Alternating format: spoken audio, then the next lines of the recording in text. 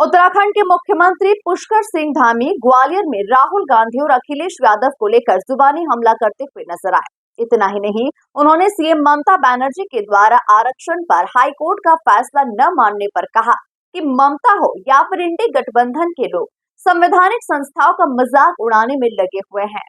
देखिए खास रिपोर्ट।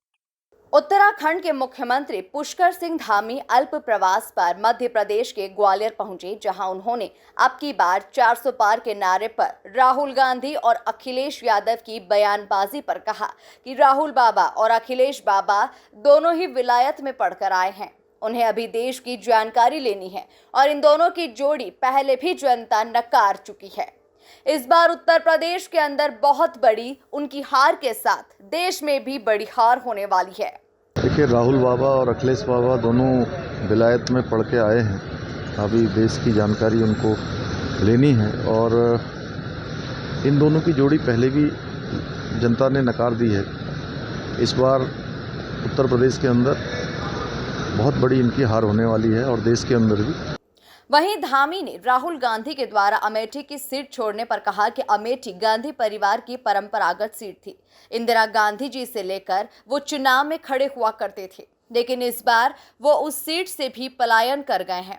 इसका अर्थ है कि जब एक पार्टी के युवराज अपनी परंपरागत सीट से चुनाव लड़ने की हिम्मत नहीं कर पा रहे हैं, तो उनको हार सामने दिखाई दे रही है। क्योंकि उत्तर प्रदेश में जो अमेठी गांधी परिवार की परंपरागत सीट थी, उनके परिवार के इंदिरा जी से लेकर सब लोग वहाँ चुनाव में खड़े होते थे। इस बार उस सीट से ये पलायन कर गए हैं। इसका अर्थ है कि जब एक पार्टी के युवराज अपनी परंपरागत सीट से चुनाव लड़ने की हिम्मत नहीं कर पा रहे हैं, तो उनको हार सामने दिखाई दे रही है और ये हार केवल अमेठी में नहीं, पूरे देश के अंदर होने वाली है। इतना ही नहीं, मुख्यमंत्री ममता बनर्जी के द्वारा कोलकाता हाईकोर्ट के आदेश को न मानने पर सीएम पुष्कर सिंह धामी ने कहा कि ममता जी हो या इनमें जितने भी इस प्रकार के इंडी गठबंधन के लोग हैं, ये सभी संवैधानिक संस्थाओं का मजाक और मखौल उड़ाते हैं।